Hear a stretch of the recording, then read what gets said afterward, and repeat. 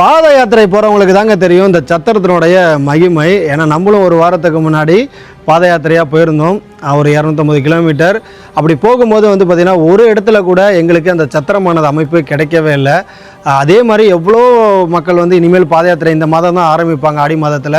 அப்படி போகும்போது அவங்களுக்கு தான் தெரியும் இந்த சத்திரத்தினுடைய மகிமை. ஏன்னா படுக்க இடம் இருக்காது. அப்படி நம்ம பார்க்கும்போது ஒரு நூற்றுக்கணக்கான தூண்களை வச்சு எத்தகைய ஒரு பெரிய ஒரு சத்திரம் இன்றைக்கி ஒரு சிறு பயன்பாடு கூட இல்லாமல் இந்த அளவில் சிதிலமடைஞ்சிருக்கிறத பார்த்தா ரொம்பவே மனவேதனையாக இருக்குங்க. இன்னும் கொடுமை என்னன்னு கேட்டிங்கன்னா, இந்த சத்திரத்தோடைய பெயர் தான், இந்த ஊருடைய பேர் பிள்ளை சத்திரம். இந்த ஊருடைய பெயர் தான் பிள்ளை சத்திரம். இந்த சத்திரத்தினால தான் அந்த பெயரே வந்தது. வேலூர்லேருந்து நம்ம சென்னை போகிற அந்த நெடுஞ்சாலையில் இருக்குங்க, காஞ்சிபுரம் மாவட்டத்தில் இருக்கிற பிள்ளை சத்திரம்.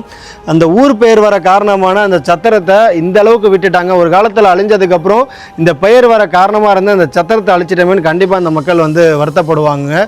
நூற்றுக்கணக்கான தூண்களை வச்சு அத்தகைய பெரிய குறைஞ்சபட்சம் 1000 பேருக்கு மேலே உணவு அருந்தலாங்க இந்த சத்திரத்தில். ஆனால் இன்றைக்கி ஒரு சிறு பயன்பாடு கூட இல்லாமல் சீரழிஞ்சு கிடக்கிறத பார்த்தா ரொம்ப கஷ்டமாக இருக்குது.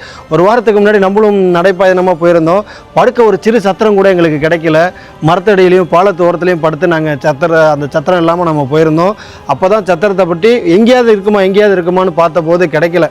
நடைபாதை போகிற ஒவ்வொருத்தருக்கும் அந்த அருமை தெரியும். அப்படி இருந்துன்னா நடைபாதை போகிறவங்க யாரும் இதை பார்த்தீங்கன்னா கமெண்டில் சொல்லுங்கள். முடிஞ்ச அளவுக்கு இந்த காணொலியை பகிருங்க. எவ்வளோ பெரிய சத்திரம் பாருங்கள்.